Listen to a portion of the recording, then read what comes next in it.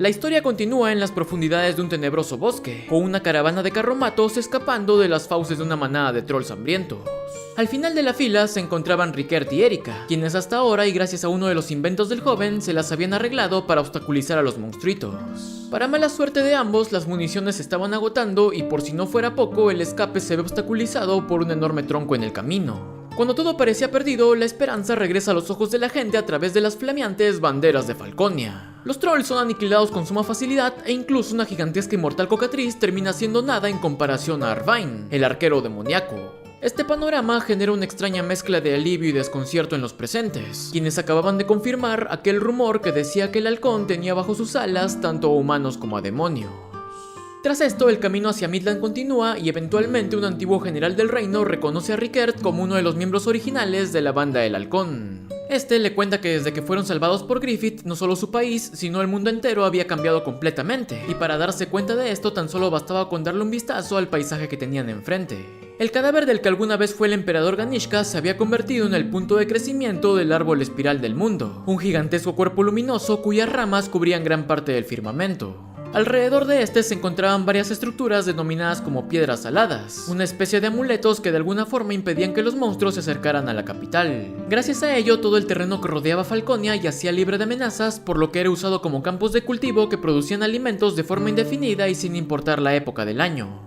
Luego de algunos kilómetros, la caravana de refugiados por fin llega a su destino. Dentro de los muros de la ciudad, la majestuosidad de la vista no hacía más que aumentar, con enormes edificios, adornos de ensueño, muchedumbres alegres e incluso los despiadados Kushan, quienes ahora estaban dispuestos a dar su vida por el halcón. Luego de registrarse, Rickert recibe una carta de recomendación con la cual podía tener una conferencia con Griffith. Por un momento el muchacho duda en si aceptar o no la invitación, aunque al final aclara su mente y decide hacerlo. Tras esto, él y Erika son enviados a una posada en donde nos volvemos a reencontrar con Luca, la antigua novia de alquiler que conocimos en Albion. Ella no se fue a vivir con Jerome ya que sintió lástima por la esposa del noble, así que ahora, junto a sus amigas, se encargaban de organizar y brindar ayuda a los refugiados. Para no acabar con las sorpresas, por aquí también se encontraba Daiba, quien ahora se encargaba de cuidar los establos y graneros. Tras conseguir una habitación, Erika va a tomar un baño junto a Luca y al resto de muchachas. Aquí se revela que la niña también tuvo el sueño profético del halcón de la luz, el cual le mostró el camino hacia Falconia antes de que los monstruos atacaran su casita. A la mañana siguiente, Rickert va rumbo hacia el palacio y en la entrada es recibido por otro de los antiguos generales, quien le dice que ahora mismo Griffith estaba en medio de una misa. Ordenados de manera perfecta, varias filas de ataúdes yacían debajo de los cánticos y plegarias de los miembros de la iglesia. Entre los presentes se encontraban la princesa Charlotte e incluso el mismísimo sumo pontífice, aunque como era de esperarse, ninguna de estas dos presencias era nada comparada a la majestuosa imagen del halcón de la luz. Como si fuera costumbre, las almas de los fallecidos se arremolinaban alrededor de Griffith, quien con mucha serenidad los guiaba hacia el encuentro de sus seres queridos. Este espectáculo deja pasmado a Rickert, pero en ese momento Locus aparece ante él diciéndole que esto era algo completamente normal, ya que gracias al halcón ahora todos conocían la inmortalidad de las almas, por lo que la muerte, aunque inevitable, ya no causaba temor ni sufrimiento entre la gente. Luego de esto, el pelucón se lleva al muchacho fuera del castillo, diciéndole que antes de asistir a su conferencia necesitaba tener presente cierto asunto respecto a su antiguo comandante. Ellos cabalgan a través de un largo puente que conectaba con una especie de esfera ubicada a la espalda de Falconia. Al atravesar unas gigantescas puertas, el muchacho queda horrorizado, puesto que lo que tenía frente a sus ojos no era más que el mismísimo infierno. Este era el Pandemonium, un grotesco coliseo en el que los apóstoles luchaban contra un gran número de monstruos para satisfacer su sed de sangre, la cual ahora ya no podía ser saciada con los humanos. Locus le dice al muchacho que este era el precio que ellos debían pagar para coexistir al lado de la humanidad, por lo que le pide que no se asuste ya que todos los que estaban aquí no eran más que el pico y las garras con las que luchaba el halcón. Mientras esto ocurría, Erika hizo buenas migas con Daiba, a quien ayudó a limpiar el granero y de paso le regaló un aparato ortopédico para aliviar sus dolores de rodilla. De regreso en el palacio, los altos mandos se encontraban tomando el té en medio de un hermoso jardín. El papa revela que aún no había puesto la corona de rey sobre la cabeza de Griffith, aunque aún así este evento se encontraba muy cerca, por lo que para la alegría de Charlotte y para la molestia de Sonia vuelve a mencionar la próxima boda entre la princesa y el halcón. La tranquila plática es interrumpida con la llegada de Rickert, por lo que su antiguo comandante decide ir a su encuentro. Mientras esperaba, el muchacho rememora todo lo que había vivido en este corto periodo de tiempo, la tristeza de los refugiados y la alegría de los ciudadanos, los milagros que solo podían ser hechos por un dios y el ejército que solo podía estar bajo el mando de un demonio. El responsable de todo esto por fin volvía a estar frente a él preguntándole si aún compartía su sueño. Desde su renacimiento, Griffith se vio frente a la representación humana del sufrimiento y la venganza, a temibles ejércitos capaces de arrasar países e incluso a la encarnación de un dios ancestral. Ninguno de ellos pudo siquiera tocar uno solo de sus cabellos, pero aún así, en este preciso momento, la firme mano de aquel que alguna vez lo admiró había impactado fuertemente contra su rostro. Todos quedan escandalizados ante este evento, aunque a pesar de ello y sin una sola pizca de temor, el joven menciona que a diferencia de Guts, él no podía odiarlo, ya que aquel hombre que lo guió bajo sus alas era uno completamente diferente al que ahora mismo se encontraba enfrente de él. Como muestra de ello estaba el nuevo emblema de la banda. Este era distinto al que ellos solían usar en sus días de gloria, por lo que concluye diciendo que su comandante siempre fue el Halcón Griffith y no el Halcón de la Luz. Tras estas palabras, el muchacho le da la espalda al gobernante del mundo y simplemente le dice adiós. De nuevo en el exterior, Rickert decide que no podía vivir en un lugar que fue construido en base al lamento de sus hermanos.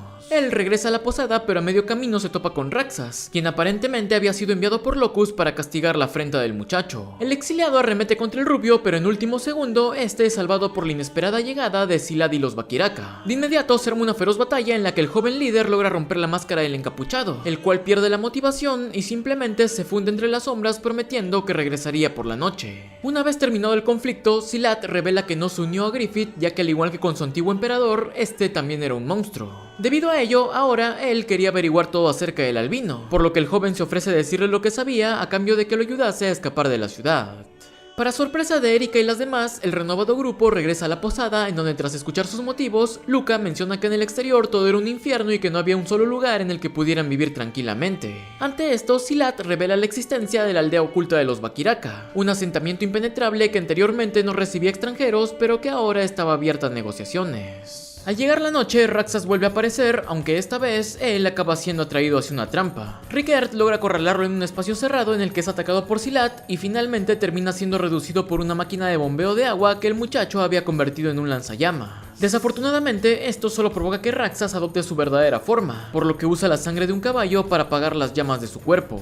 La cosa se pone peor cuando una preocupada Erika desobedece la orden de quedarse escondida y sale a ver al rubio, terminando capturada y quedándose al borde de ser usada como otro extintor improvisado. Afortunadamente, en ese instante, Daiba también se une a la batalla invocando a un grupo de serpientes y saldando la deuda que tenía con la pequeña. El viejo se ofrece a acompañarlos en su viaje, por lo que ante este escenario, Rickert acepta sin dudarlo. Rápidamente, una serie de alimañas se enroscan a través de los harapos que cubrían al asesino, y mientras tanto, Daiba revela que él siempre cuidó de los graneros debido a que ahí se encontraban 3 de sus mascotas. En un último esfuerzo, Raxas se abalanza sobre sus presas, pero Rickert logra repelerlo con un cañonazo, por lo que al fin, estando libres, el improvisado grupo de fugitivos se escapa ante la mirada sorprendida de la gente y la presencia calmada del halcón, quien, como era de esperarse, siempre estuvo al tanto de todo lo que pasaba.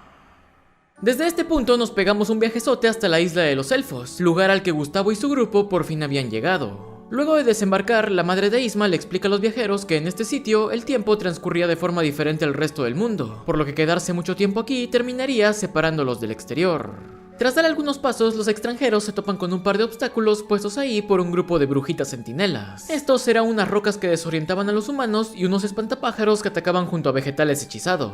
Adicionalmente, también aparece un gigantesco hombre de mimbre, el cual era responsabilidad directa de una orgullosa y altanera señorita llamada Morda, quien lo invocó pese a que este estaba prohibido debido a todo el daño colateral que causaba. Guts logra deshacerse del coloso, pero aún así, este ya había provocado un gran incendio que obliga a las demás brujitas a salir de su escondite. Afortunadamente, en ese instante, una intensa lluvia aparece de la nada y extingue por completo las llamas. Resulta que este aguacero había sido convocado por Getfring, un tranquilo y relajado ancianito conocido como uno de los 4 magos supremos de la isla. Él se disculpa con los viajeros por haber tardado tanto en venir a recibirlos, diciéndoles además que su llegada ya había sido profetizada por Hanafubuku. Luego de la presentación, él los guía a la ciudad de Helheim, el hogar de los elfos y los magos. La forma de las casas y edificios eran muy parecidas a la mansión en la que suele vivir Shirke, y además las calles estaban repletas de brujas y hechiceros, los cuales impartían sus enseñanzas a los jóvenes, quienes aprendían y practicaban libremente. Todos quedan fascinados por este escenario hasta que Morda menciona que no importaba cuánto supieran acerca de la magia, ya que al final del día seguirían estando encerrados dentro de la isla. Por este motivo ella se muestra curiosa ante las vivencias de Shirke, aunque por otro lado sus compañeras no parecían compartir este sentimiento. Algunos minutos después, el grupito llega a la morada del Mago Supremo, en donde también estaban sus otros 3 similares: Skirbyr el Perplejo, Thrain el Determinado, Ginnar el Pesado y la autodenominada Danann la Doméstica, quien era la que los atendía. Esta última los invita a tomar tecito, pero Guts les pide que por favor no les hagan perder más tiempo y los lleven con el rey de los elfos. Ante esto, Getfril le responde que Hanafubuku no se movería de su sitio, y que además, a diferencia de él, sus compañeros no parecían estar tan apresurados. Con esto dicho, todos se reúnen a la mesa e intercambian información acerca de sus viajes y los fenómenos del exterior. El anciano revela que el árbol del mundo en realidad siempre había existido dentro del intersticio, y que este, en pocas palabras, era una especie de puente capaz de conectar los planos espiritual y físico a través de sus gigantescas ramas. Comúnmente en las noches de luna llena se abrían pequeñas grietas que conducían hacia los niveles más superficiales del mundo astral, tal y como vimos en la historia de Picard. Por otro lado, también existían agujeros más profundos, que llevaban directamente hacia los mismísimos abismos. Estos últimos eran conocidos como los caminos del dragón, y tal y como ya se nos había mostrado, los Behelit también eran capaces de crearlos. Desde la antigüedad, los hechiceros tenían la tarea de sembrar árboles espirituales capaces de parasitar y robar nutrientes del árbol del mundo, para así evitar que éste siguiera expandiéndose en el plano físico. Flora hizo eso cuando estaba viva, pero como ya vimos, Griffith se encargó de destruir su bosque y quién sabe cuántos más.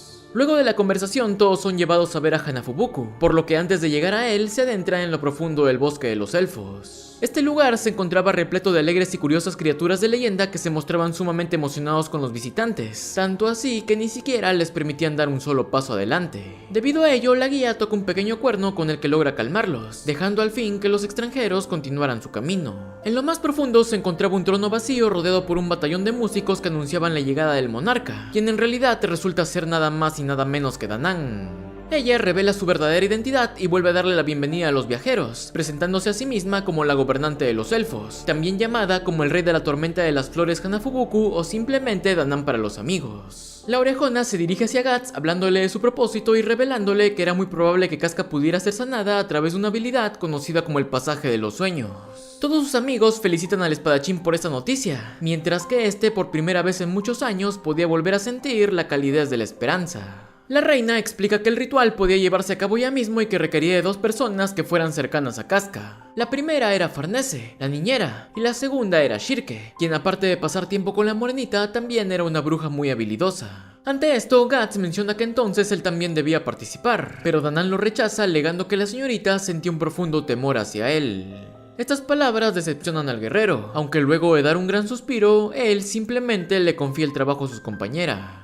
Todos los demás son llevados al exterior, mientras que las 3 señoritas se entran a través de un camino repleto de hongos. Hanafubuku explica que lo que harían sería entrar dentro de los sueños y las memorias de Casca. Con ello llegarían a lo más profundo de su alma para buscar la causa de su maldición y tratar de encontrarle una solución. Con esto dicho, las jovencitas son mandadas a acostarse sobre los sombreros y en tan solo cuestión de segundos caen profundamente dormidas. En el sueño de Shirke, ella es molestada por un travieso macaco hasta que logra recuperar su conciencia, así que va por algunos amuletos y luego sale en busca de Farnese. Entretanto, la rubia había estado lavando grandes cantidades de ropa mientras recibía elogios por parte de todos sus conocidos. Mientras tallaba la armadura de Guts, ella es sorprendida por su maestrita, quien la toma de la mano y la guía hacia el sueño de Casca. Dentro de la mente de la morenita, las cosas eran un poco más extrañas que antes. La superficie era habitada por varias representaciones caricaturescas de sus compañeros, aunque tan solo yendo un poco más profundo se encontraba una oscuridad aberrante. Un eclipse adornaba el tenebroso cielo y debajo unos harapos flameaban por una brisa espectral. De pronto y ante la mirada atónita de las invasoras, un perro negro de 3 patas y de aspecto moribundo aparece jalando un ataúd. Este es atacado por una serie de demonios, por lo que sin dudarlo, Shirke decide ir en su ayuda ya que había comprendido que dentro de este mundo aquel animal era la representación de Ga. Como era de esperarse, dentro del cajón estaba Casca, simbolizada como una muñeca de porcelana rota que contenía una muñequita de trapo mucho más pequeña pero llena de energía. Mientras esto ocurría, en el exterior se había armado una fiesta en medio de la cual Roderick y Serpico se acercan a platicar con Gustavo. Cuando estaba por su cuenta, al espadachín no le importaba su propia vida, pero cuando viajaba con alguien más, su arma se volvía más pesada y no podía darse el lujo de morir. Todo esto cambió cuando él aprendió a confiar en los demás, por lo que debido a ello no le quedaba más que darle las gracias a sus fieles compañeros. De regreso en los sueños de Casca, las invasoras son guiadas por el perro hacia una pequeña fogata en la que se encuentran con un joven Gustavo. Al destapar el ataúd, la muñeca rota había comenzado a unirse, por lo que la brujita deduce que si encontraban todas las memorias dispersas, esta terminaría reparándose por completo. Ellas vuelven a atravesar un gran número de enemigos y poco a poco van topándose con más pasajes de los recuerdos de Casca, los cuales venían acompañados con un sinfín de emociones. El tiempo en este lugar era completamente diferente al exterior, por lo que habiendo caminado durante meses o tal vez años, las piezas de la muñeca poco a poco seguían acumulándose. Finalmente solo hacía falta una parte, la cual se encontraba en una montaña cubierta de miasma. El camino hacia la cima estaba repleto de cadáveres y agujas que hacían que Shirke se preguntase qué cosa tan horrible tuvo que haber vivido Casca para recrear algo como esto. Con cada paso que daban, las aberraciones seguían apareciendo y el peligro no hacía más que aumentar. Los amuletos de la brujita se agotaban rápidamente, aunque para su buena suerte, la aprendiz, sin darse cuenta, también había venido armada con uno que otro instrumento. Finalmente, y al borde del desfallecimiento, ellas por fin llegan al último fragmento, el cual se encontraba rodeado por las mismísimas encarnaciones del miedo. La horda de demonios es detenida por los elementales, pero justo en ese instante el rey de todos ellos vuela por encima de la oscura planicie. Este logra hacerse con el ataúd e intenta atacar al perro, el cual es cubierto por la armadura de Berserker. Con una violencia indescriptible, el sabueso logra abrir un camino para las invasoras, aunque a pesar de esto, ellas seguían estando completamente rodeadas. Por fortuna, en ese instante, el último amuleto de Shirke se manifiesta con la forma de su maestra, quien engulle completamente a todas las criaturas del abismo. Con esto hecho, ambas llegan a la cima en donde la última pieza toma la forma del pequeño niño demoníaco. En un instante, el pájaro negro aparece para impedir que la muñeca sea reparada, pero antes de poder hacer algo, su enemigo jurado se atraviesa en su camino. El fragmento restante por fin es regresado a su lugar, acabando así con toda la oscuridad junto con la pequeña muñequita de trapo, la cual se oculta y da paso a una intensa luz que ilumina por completo el paisaje. Lo que en los sueños habían sido años, en el exterior tan solo había sido un día, aunque en este momento ya nada de eso importaba, puesto que Casca por fin había sido liberada. Sus ojos se encontraban llenos de luz, y aunque sus recuerdos aún eran borrosos, la fuerte y valerosa guerrera estaba de vuelta. Ella le agradece a Shirke y Farnese por sus cuidados y explica que lo que ocurrió después de que fue a salvar a Griffith aún permanecía nublado, pero aún así tenía presente el momento en el que las conoció, los problemas que les causó y por supuesto aquel que siempre la protegió, Guts. Hanafubuku le da a la señorita un atuendo más adecuado y tras ello le dice que el espadachín ya había sido informado de esto, por lo que ahora solo le faltaba regresar a su lado. Con cada paso que daba, los hermosos recuerdos seguían regresando a su mente, pero por desgracia la figura de aquel que tanto había deseado ver venía acompañada con un terrible sufrimiento que difícilmente podría ser superado. En paralelo a esto, pero en un plano distinto, nos volvemos a encontrar con la nueva banda del Halcón. Griffith se le había pasado liderando campañas para reconquistar los territorios que habían sido usurpados por los monstruos. Luego de derrotar a un grupo de gigantes, él y sus tropas regresan a Falconia usando las ramas del árbol del mundo como un camino que les permitía moverse a velocidades inimaginables.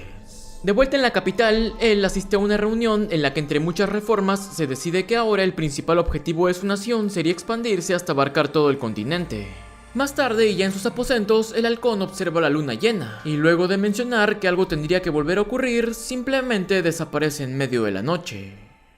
De regreso en Helheim, Casca, ahora con un cambio de look, practicaba esgrima contra unos golems, demostrando así que a pesar del tiempo sus habilidades aún seguían intactas. Todos elogian a la morenita y metros más allá, Guts permanecía oculto mientras mencionaba que por ahora esto era lo más adecuado. A pesar de su sentir, Farnese decide ir por Casca, quien sí podía hablar con Gustavo siempre y cuando no lo viese. Con una sonrisa en el rostro, ella admite estar sorprendida por el hecho de que ahora tenga un aprendiz, cuya agilidad y destreza le recordaba a Judo. Desafortunadamente, este último comentario vuelve a evocar su pasado, haciendo que el impacto la haga desplomarse sobre el suelo. Por puro instinto, el espadachín se expone para ir a ayudarla, pero por desgracia, su imagen no hace más que empeorar la situación.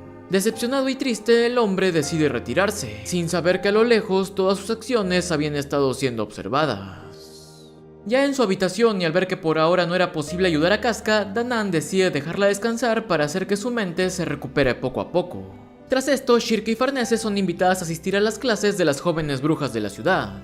Ante la mirada nerviosa de Serpico, la rubiecita es vestida con un traje adecuado, por lo que junto a la peliverde deciden mostrar el alcance de sus capacidades. Debido a sus experiencias en batalla y a que su vida siempre estaba en peligro, tanto el aprendiz como la maestra sorprenden a todas las presentes, incluida Morda, quien cada vez sentía más curiosidad por el mundo exterior. En paralelo a esto, un angustiado Guts es nuevamente visitado por el Caballero de la Calavera y al poco rato, Getfrin también se une a la plática llamando al esqueleto por el título de rey. El anciano los invita a ambos a ir a conocer a Hanar, el enano responsable de haber forjado sus armaduras. Con esto dicho, los tres van hacia el taller del herrero y mientras tanto, Shirke se encontraba ensayando la técnica de vuelo con escoba. La pequeña tiene algunas dificultades para elevarse, por lo que sorpresivamente Morda se une a ella diciéndole que la mejor forma de aprender era con la práctica. La joven trata de darle más confianza diciéndole que esto era muy parecido a viajar con una proyección astral, por lo que una vez acostumbrada se la lleva al acantilado, lugar por donde el trío de caballeros seguían caminando. Morda relata que en lo profundo de esta zona vivían los marginados que preferían la oscuridad sobre la luz y las flores. Un ejemplo de ello era su maestra, una anciana experta en maldiciones y manipulación de almas que tenía bajo su poder a varios hombres de mimbre. Tras darle sus saludos, las señoritas van detrás de los otros 3 visitantes, quienes de hecho ya habían llegado a su destino, en donde el aspecto y la personalidad de Hanar hacen que Guts recuerde al viejo Godo. Este felicita al espadachín por haber hecho buen uso de su armadura, aunque también le advierte que eso no significaba que ya lo hubiera dominado. Un martillazo en un lugar exacto provoca la activación forzosa del modo Berserker, y otro golpe preciso genera una serie de cadenas que atrapan al enloquecido guerrero. Ante esto, el enano explica que Guts ahora mismo estaba viendo la razón por la que el anterior usuario de la armadura terminó siendo consumida por esta.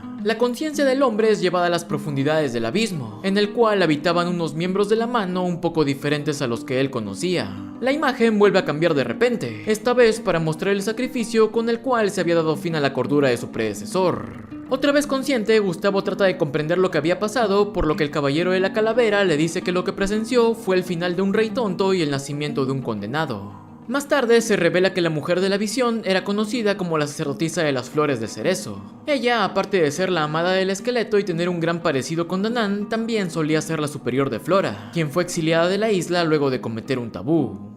De vuelta en la superficie, Isidro logró adaptarse al flujo de los espíritus de la gravedad, por lo que usó a las brujitas como conejillos de indias para probar sus nuevas habilidades. El mono demuestra ser prácticamente imparable, aunque luego de distraerse con los atributos de Morda termina siendo capturado por un Kelpie amigo de Isma. Más tarde, Getfrin platica con Guts acerca del caballero de la calavera. El viejo le cuenta que este era motivado por un profundo rencor y que tal vez por eso estaba tan apegado a él, ya que le recordaba a su yo del pasado. Sorpresivamente, esta conversación es interrumpida con la repentina aparición del pequeño niño de la luna. Él es llevado con el resto y tal y como antes, este demuestra un gran afecto por Casca, quien tal y como con los demás también se acordaba del peluconcito. Hanafubuku menciona que la presencia del niño en este lugar indicaba que no tenía intenciones malvadas, y además el hecho de que viniera hasta aquí significaba que el propio destino de la isla así lo había querido. Debido a que este sitio estaba en una dimensión diferente, en el exterior aún seguía habiendo luna llena, mientras que aquí ya habían pasado varios días. Durante este tiempo el pequeño no levantó ningún tipo de sospecha, sino que todo lo contrario, ya que ahora mismo el resto del grupo deseaba que su presencia pudiera sanar las heridas del corazón de Casca. Adicionalmente, este también se escabullía para poder estar al lado de Guts, el cual debido a su condición se había mantenido alejado del resto. Pese a todo ello y tal y como ya estamos acostumbrados, esta alegría no duraría para siempre. Una noche mientras dormía, Casca es despertada por un sueño, o más bien una pesadilla. El niño de la luna salió corriendo de su habitación y se puso al frente de Guts, quien en ese instante fue testigo de cómo la encarnación de su odio acababa de manifestarse enfrente de sus ojos. Un temor indescriptible estremece el corazón de los habitantes de la isla, mientras que un intenso y diabólico dolor desgarraba la carne de los marcados para así dejar en claro que el quinto ángel había regresado. En un suspiro, la luz y pureza del halcón se ven contrastadas con la oscuridad y la violencia del espadachín negro. Guts arremete con todas sus fuerzas, pero para su desgracia, por más que lo intentaba, sus cortes simplemente parecían atravesar el cuerpo de Griffith, quien de manera muy calmada caminaba hacia Casca. Para empeorar todo, Zod también llega al lugar y embiste contra el guerrero, pero a pesar de ello, este logra superarlo y de inmediato dirige toda su ira contra el demonio que tenía enfrente, aunque justo en ese momento lo impensable vuelve a tomar significado. La espada que en antaño acabó con decenas de apóstoles ahora ni siquiera podía arañar la carne de Femto, quien sin inmutarse usa sus habilidades y sigue hacia adelante. Él toma a la mujer entre sus brazos y levanta vuelo, dejando atrás la mirada destruida de un hombre que ahora mismo veía como sus últimas cenizas de felicidad habían sido arrancadas cruelmente de su lado. En el resto de la isla, una horda de espectros invadía y devoraba cualquier cosa que se cruzase en su camino. Al igual que los demás espíritus, Danann también había caído debilitada, por lo que el caballero de la calavera usa toda su fuerza para poder abrir un camino que les permita escapar hacia la costa. Casi todo el lugar queda sumergido en las profundidades, pero para desgracia de todos, el segundo acto de la tragedia aún no había terminado. Una luz intensa brota del cuerpo de las sirenas y los espíritus de Elheim, quienes uno por uno comienzan a desvanecerse. Hanafubuku explica que ellos ya no podían permanecer en este mundo, y tras esto la paz que con tanto esfuerzo habían obtenido simplemente desaparece en medio de la brisa. Todos los sobrevivientes, incluidas las brujas, son llevadas al hipocampo, en donde una destrozada e impotente Farnese es abordada por Morda. Ella le dice que aún había muchos heridos que requerían su ayuda, y además les menciona a todos que Guts parecía estar quebrado mentalmente, por lo que les pide que estén alertas en caso de que su armadura se descontrole. Desde que tuvo conciencia, él jamás había creído en nada salvo por su espada. Ella siempre lo acompañó y él siempre tenía la confianza de que mientras la tuviera entre sus manos, cualquier obstáculo podría ser superado. Sin importar la batalla, la guerra o el enemigo, él siempre buscó la forma de salir adelante. Pero ahora, cuando por fin estaba frente a su verdadero desafío, la única cosa en la que siempre se sostuvo cayó en lo más profundo del abismo, destrozando por completo su confianza y acabando con su último suspiro de esperanza.